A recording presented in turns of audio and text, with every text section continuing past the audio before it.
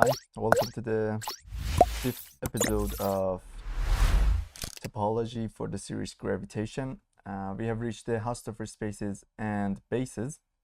Haussdorf spaces are actually a bit strange spaces because our brain is trained on the Euclidean space, and Haussdorf spaces, actually non-Hausdorff spaces, are a bit strange to our mind. Let me just read the definition of what a Hausdorff space is. A topological space X is said to be a Hausdorff space if given any pair of distinct points P1 and P2 in X, there exist neighborhoods U1 of P1 and U2 of P2 which their intersection is 0. Okay, they have nothing in common. So what this definition means, if X is a Hausdorff space, then let's say this is X, and then you choose 2 points, you can choose neighborhoods around these 2 points, and these 2 neighborhoods does not have anything in common. Okay, this is the property that Hausdorff spaces have. So you may ask, what's the example of non-Hausdorff spaces? Well, there are a lot of examples that you can make it for your own, especially with the discrete topology. You can make non-Hausdorff spaces.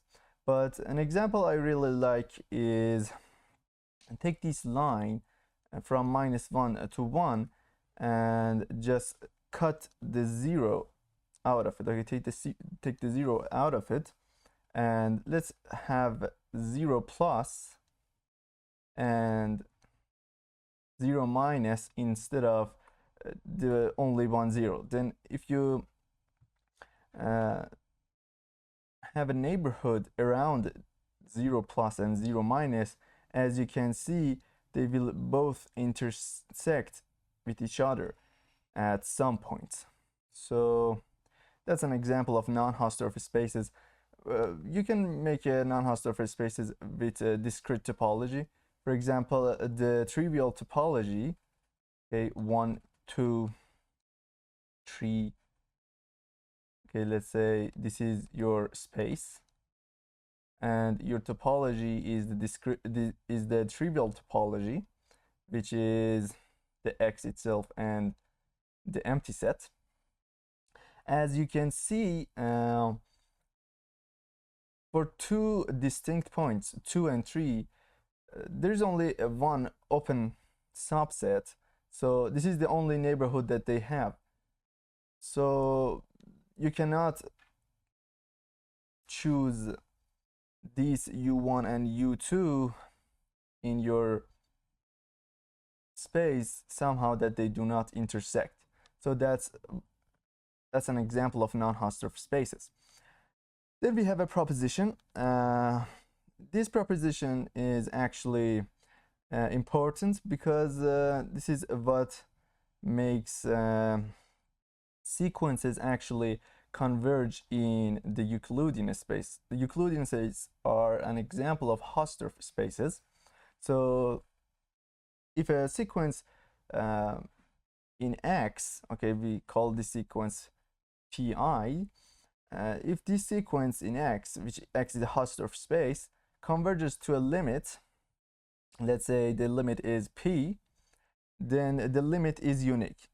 Okay, essentially what this proposition says is that there is only one limit for a sequence which converges. Okay, so I suggest that you just think about this proposition for a while, because it's not that hard to prove, but I will prove this in a second. So what I want to do to prove this is, I want to prove this by contradiction. Let's say that this sequence converges to P and P prime. So from the definition of convergence in topological spaces, we know if U is an open subset which contains P, then for each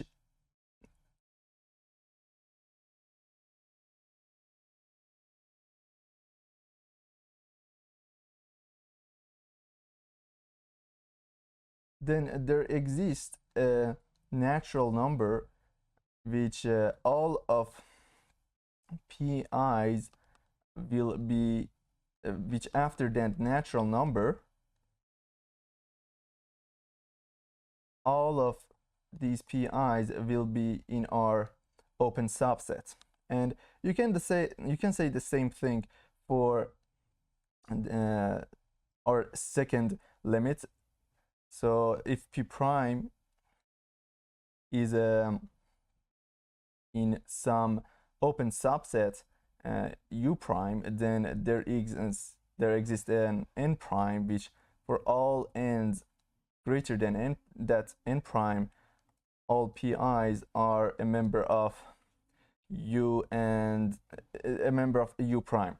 And since our space is Haussdorf, then we can say I choose this U and U prime somehow that they do not intersect, okay? But as we can see right here, no matter for since these two sequences converge, then I can always find this n and n prime, and then as we can see, Pi will be in the both of these open subsets, which indicates that Pi is a member of U prime intersected by U. So, but this contradicts our assumption, because we are in a Haussdorf space and I chose this U and U prime somehow that they do not intersect, but as you can see, they have something in common. So by contradiction, we say that the sequence which converges in a Haussdorf space has a unique limit. Now we are going to see what a basis is. If you're familiar with basis in linear algebra, we can say an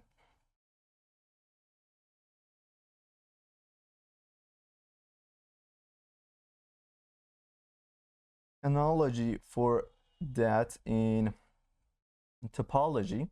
What basis was in linear algebra was that, let's suppose that we are in the space, we are in the Euclidean space, and we say that these two vectors are the basis for our space.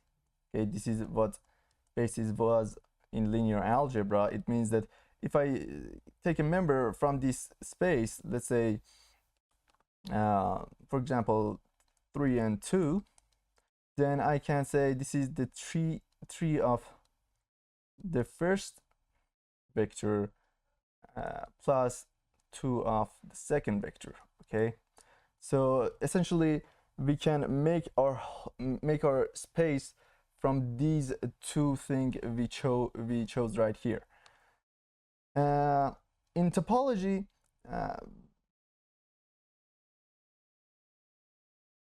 the bases are a bit difficult to work with, but in linear algebra they were really easy to handle. So here's the definition. Let X be a topological space. A collection B of subsets of X is called the basis for the topology of X if the following two conditions holds. So the first condition says that every element of B is an open subset of X. Okay, so this collection that you choose, every element of it is an open subset of X. And the second one says that every open subset of X is the union of some collection of elements of B. And then so this is the definition of what a basis is in topology. and which this definition gives us a criterion for a set to be open. So U is open if and only if for each P in U, and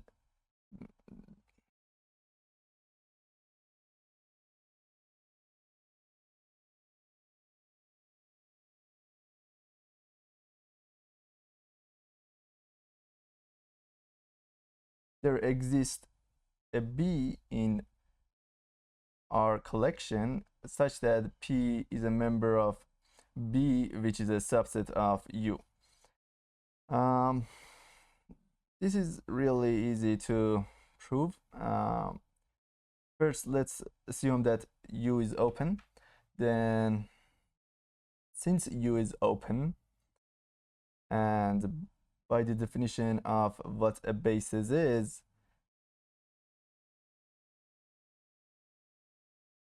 if P belongs to U, then we know that every open set in our space is constructed by our bases. So our bases. So there will be a beta, which this P will be belong to this beta, and that beta is a subset of U. So this way is proved. Now for the other way, if for each P in U there exists a B in our collection, then P is in B, which is a subset of U. Okay, so we have to remember the definition of what the basis is. We have to remember that each member of our collection is actually an open subset itself. Okay, so this was an open subset. So if you just replace this with an open subset, you can see that this is actually the definition of U being open. You can make a neighborhood around each point, which you can make an open neighborhood around each point, so U is open. So that's the criterion you can use to see if an subset is open or not. There are some examples for bases. For example, in Euclidean topology, the set of all open balls in all sets will be your bases. In discrete space, the basis is actually the set of all points, and yeah, you can check if they are bases for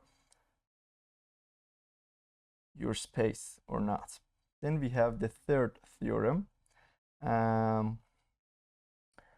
This theorem allows us it's actually a criterion for F being continuous. So it says that if X and Y are topological spaces and B is a basis for Y, then a map is continuous if and only if for every basis subset B from our collection, the subset F inverse of B is open in X. Okay,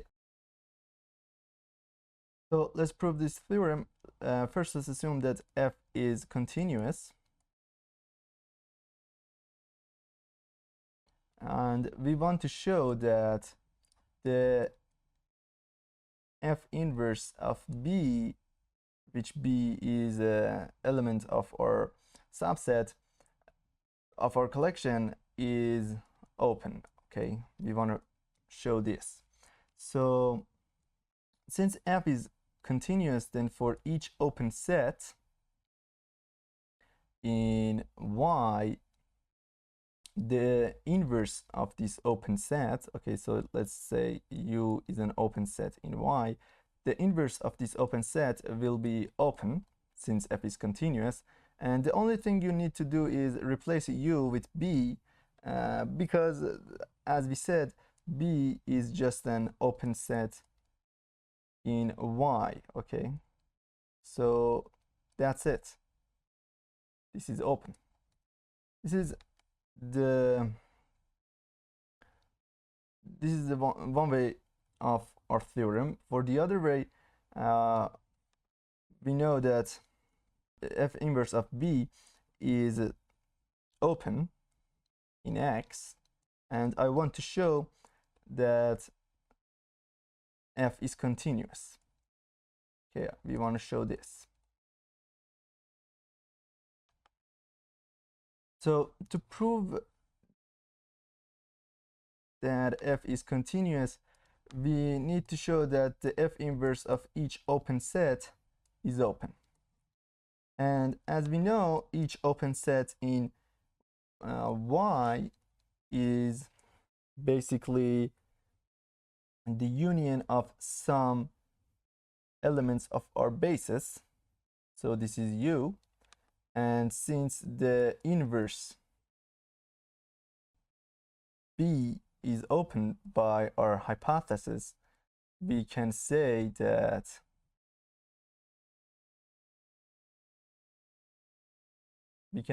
this thing is open. And that's it. So this was the proof of our third theorem. Now we reach to this proposition.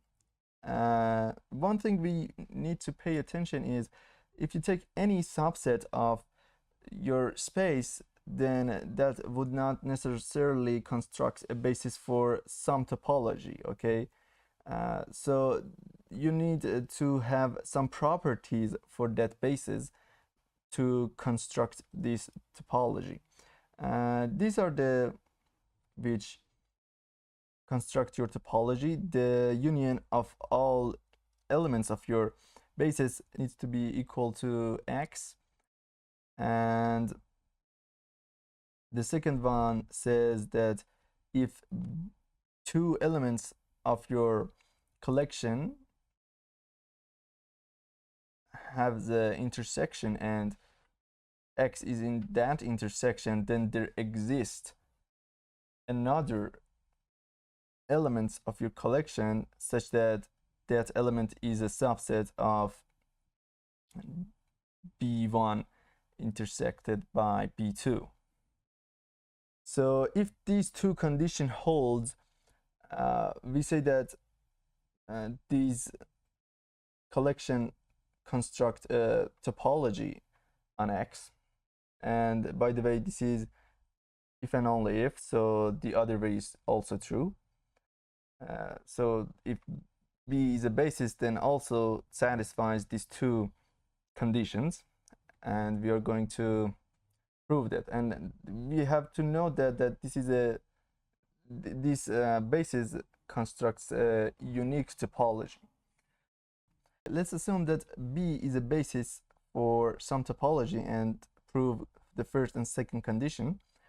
First condition says that the union of these elements will be equal to X.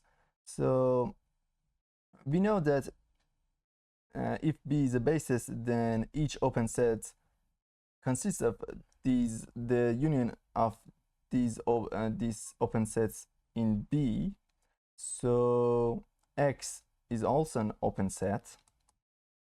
So the first condition is true. So let's prove the second condition. We want to show that these B3 exist, which is a subset of B1 intersected by B2. Let's remember that B1 and B2 both are open sets. So the intersection of open sets are in fact an open set. And by the definition of base, what the basis is, it constructs the open sets. So there exists a B3, which X is a member of that and is a subset of these things. Now we have to assume that these two conditions hold and prove that B is a basis for some topology on X. And in fact, this topology is unique, okay? So what I'm going to take my topology is the collection of all unions of these B. Okay, that's the topology I'm taking. If I take this topology, obviously the first condition holds and X is in T, and also the empty set will be in T, since we can take the empty collection. So the first condition on what the topology is will be satisfied. Then we have to show that the union of sets will be in our set, and then that will be just the union of unions of the sets in B. So that will also be satisfied. And the third condition will be satisfied by this condition. And yeah, that's it. We only need to show that this topology is in fact unique, which will be showed by the fact that every element of B is an open subset, so it is in T, this topology we took, and T is the union, and each element in T is a union of some of these B. That's just derived from the definition of what we took our topology to be. And that's it. I hope you have enjoyed this video. Do not forget to subscribe and follow.